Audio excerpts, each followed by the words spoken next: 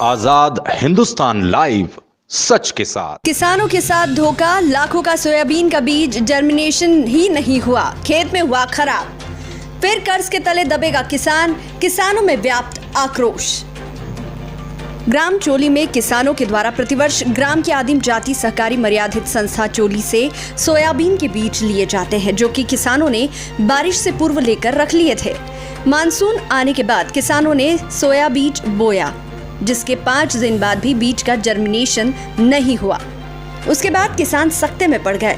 जब ग्रामीण किसानों ने एक दूसरे से चर्चा की तो पता लगा कि किसी का भी बीज जर्मिनेशन नहीं हुआ है, जिसको लेकर किसानों ने एसडीएम मंडलेश्वर को शिकायत की।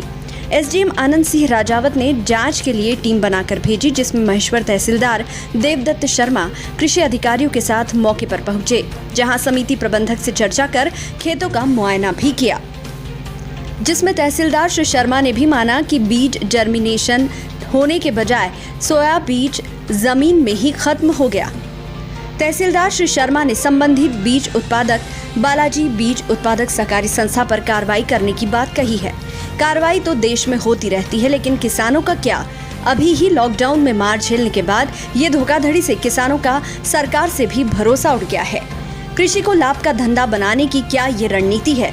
उल्लेखनीय है कि किसानों को पुनः बीज उपलब्ध करवाने के बजाय कार्रवाई करने की बात करके तहसीलदार ने इतिश्री कर दी। वहीं किसान महेंद्र पटेल ने बताया कि मैंने अपने खेत में सहकारी समिति चोली से 15 बीघा में सोया बीज बोया था, जिसमें सोया बीज का एक दाना भी अंकुरित नहीं हुआ है। किसान अब अगर बाजारों से बीज लेते हैं तो उन्हें सोया बीज की फसल में बहुत ही घाटा हो जाएगा, क्योंकि सोया बीज इस वर्ष 30 किलो 2000 रुपए का मिल रहा है। वहीं किसान गजानन ठाकुर का कहना है कि मैंने भी 10 बीघा में बीज बोया, जिसमें जर्मिनेशन ही नहीं हुआ। आज हमारा बोवनी का समय खराब हो गया, साथ ही सहकारी समिति से कर्ज लेकर बीज लेते हैं। अब नया बीज कैसे बाजार से खरीदेंगे, और जब तक बोवनी का समय ही निकल जाएगा। प्रशासन और सरकार ने हमारी मदद करना चाहिए।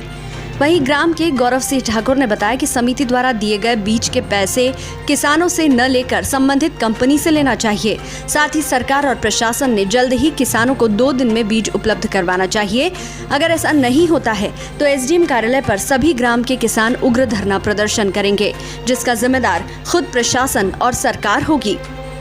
कौन से कितने बीज वितरित किए गए? JS 9560 कुल 866 बैग वितरित किए गए। JS 9305 कुल 107 बैग वितरित किए गए। JS 335 कुल 130 बैग वितरित किए गए। करीब 1103 बैग समिति से वितरित किए गए, जिनका अनुमानित मूल्य 22 लाख से ज्यादा है। महेश्वर से महेश कर्मा की रिपोर्ट। सहकारी समिति से आपने बीज लिए हैं, तो कितने बीघा फसल में आप बीज बोए थे? 12 बीघा में 12 बैग बोए हैं और जिला सहकारिता संस्था चोली से लिया है बीज टोटल। 15 जून को मैंने बीज बोया था। आज मैंने खेत में जाकर देखा तो कोई बीज 1% का अंकुरण नहीं हुआ। पूरा बीज फोड़ने के बाद देखा तो पूरा बीज सड़ चुका है। अब डबल बीज बोने के लिए पैसे भी नहीं है, क्या करें? क्या नाम है आपका?